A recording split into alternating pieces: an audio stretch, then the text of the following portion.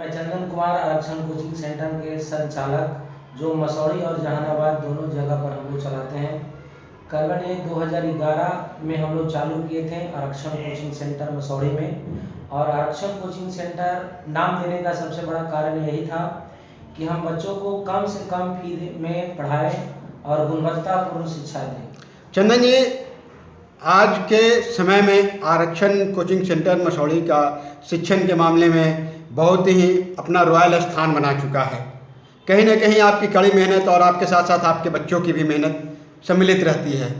उन छात्रों के लिए आप क्या कुछ कहेंगे? देखिए, छात्रों को तो मेहनत अनिवार्य चीज़ है। अगर आप नहीं करते हैं तो जिस फील्ड में आप जाना चाहते हैं वहाँ से आप पहले बात की वंचित हो जाएंगे। दूसरी बात की हम लोग को कड़ी मेहनत करने का दृढ़ संकल्प गरीबीपन से आया, क्योंकि हमने गरीबी को देखा था कि क्या होता है। 200-250 में जिंदगी जीते थे रूम में रह करके। उस समय हमें प्रेरणा मिले कि आने वाले भविष्य में शिक्षा का अभाव किसी बच्चों को न हो। इस कारण हमने जो भी बैच लाया उस बैच में कड़ी मेहनत के साथ अटूट संकल्पित होकर मैंने मेहनत किया बच्चों के साथ। और हर साल मैं देखता हूँ, करीबन आज 11 से 12 साल होने जा रहा है, उसमें हमने देखा कि प्रत्येक ईयर हमारे संस्थान से बेहतर और खूबसूरत रिजल्ट हर साल आता है। सर चंदन जी, जैसा कि आपने गरीबी की बात बताई, तो इस गरीबी को लेकर के आपके शिक्षण संस्थान में गरीब बच्चों के लिए या कमजोर पढ़ने में बच्चों के लिए क्या व्यवस्थाएं हैं? जी सर, इसके लिए सबसे पहले कि जो बच्चा गरीब छात्र हैं उनको लिए सबसे पहले एक उपलब्धि हम कराते हैं कि जिनको पिताजी अब हमारे संस्थान में आकर खाली एक बार मिल लेते हैं और वो हमको बोल देते हैं कि हम पैसा देने से असमर्थ हैं, तो बिल्कुल मैं फ्री ऑफ कोर्स पढ़ा देता हूँ।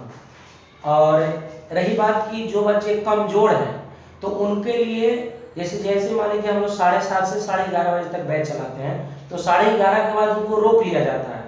और जिनको लगता है कि थोड़ा डाउट है या कुछ कमजोर ज़्यादा बच्चे हैं तो उनको थोड़ा बैठाकर हम लोग एक्स्ट्रा क्लास देकर उनको समझाने का प्रयास करते हैं। और अंत तक में देखते हैं कि वो भी बच्चा बहुत ही अच्छा मार्क्स लाते हैं हर साल।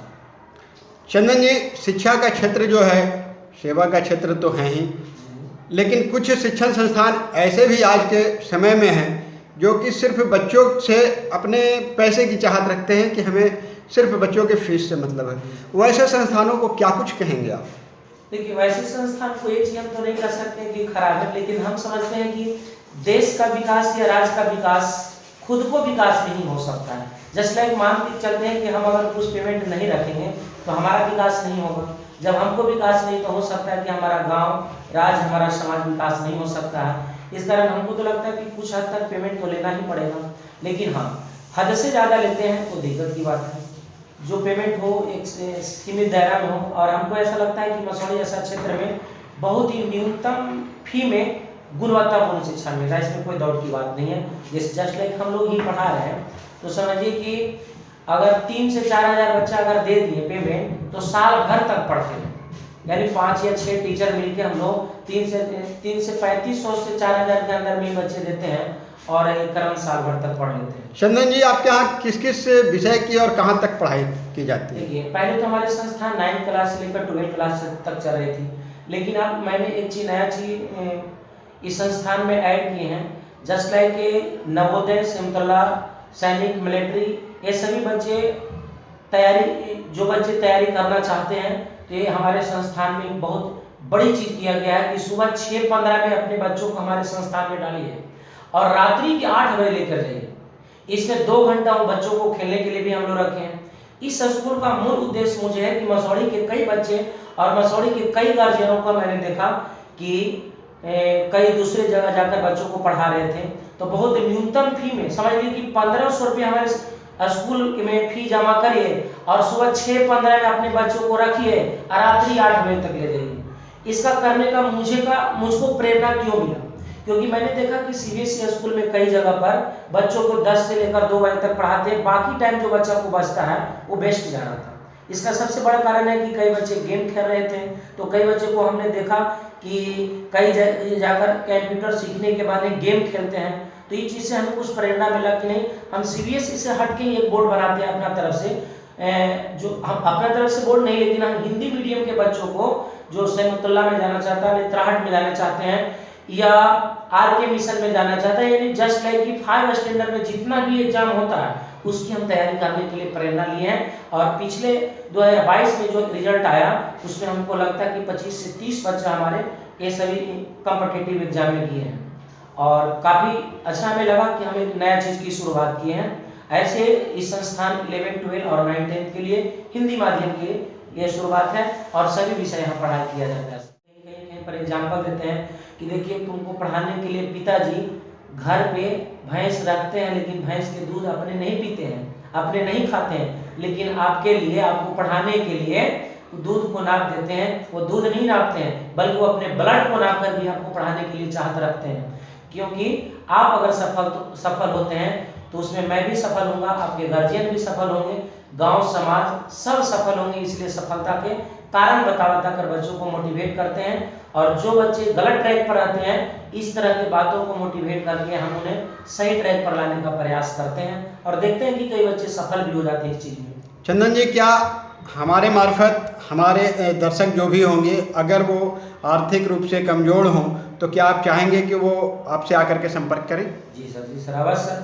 अगर कोई बच्चा हमारे संस्थान में पढ़ते हैं या नहीं पढ़ते हैं, अगर हमारे संस्थान में अगर पढ़ने का इच्छा रखते हैं, सिर्फ वो हमको एक बार अपने गार्जियन से मिला दें। और एक चीज़ में और बता रहे, जिनको माता पिता दोनों में से कोई एक नहीं है तो उनको पहली बात की 50% आरक्षण वहीं पर दे देते हैं। अगर माता पिता दोनों में से कोई अगर नहीं है तो सीधे पूरा का पूरा फी माफ कर देते हैं सर। और जो निर्धन छात्र है अपना पिताजी के लाइए और खाली हमसे एक बार बात कराइए, फ्री ऑफ कोर्स भी कर देते हैं। दिव्यांग बच्चों के लिए क्या सुविधा सर आपके? जस्ट लाइक समझिए तो हम दिव्यांग बच्चा को तो यही समझ के लेके चलते हैं कि वो गरीब छात्री हैं, उनको हर तरह से पूरा के पूरा कोर्स के लिए कंप्लीट हम फ्री ऑफ कोर्स कर देते हैं। और उसमें उनको इच्छा देते हैं कि अगर आपको लगता है कि आप दे सकते हैं तो दीजिए, नहीं तो सीधे सीधे पढ़िए। चंदन जी, शिक्षा को लेकर के और आप क्या कुछ कहेंगे अपने बच्चों को? ये तो हम कहेंगे कि शिक्षा है जो सबसे अच्छी बात है कि गरीबी को दूर कर सकता है।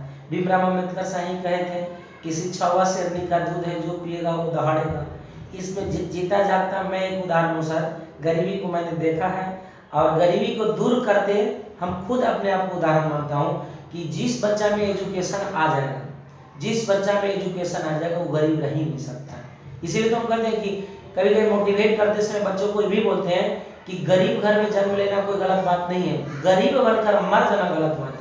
इतना अच्छा हम लोग को चेहरा दिया गया, 2 हाथ 2 पैर दिया गया है, इतना खूबसूरत भगवान बना दिए हम लोग को कि अगर चाहत सही रहेगा तो गरीबीपन दूर हो सकता है सर। और एक बात रही कि बिहार में तो क्षेत्रफल कम है, जनसंख्या घनत्व अधिक है सर, तो कुछ तो बेरोजगारी रहेगा। चंदन जी सर, अंत में आप अपने संस्थान के बच्चों को या फिर उनके गार्जियनों को अभी पर्व को लेकर के अपने पूरे मसौढ़ी क्षेत्र को क्या कुछ संदेश देंगे दशहरा और दीपावली के लिए? दशहरा दिवाली बगल में आपको छठ आ रहा है, ये सभी को मैं तहे दिल से हृदय से धन्यवाद देता हूँ कि सभी लोग अपना त्यौहार को खुशी खुशी मनाएं। हमारी ओर से आप लोगों को हार्दिक शुभकामनाएं दिवाली, छठ और एक दुर्गा पूजा की। बहुत बहुत धन्यवाद।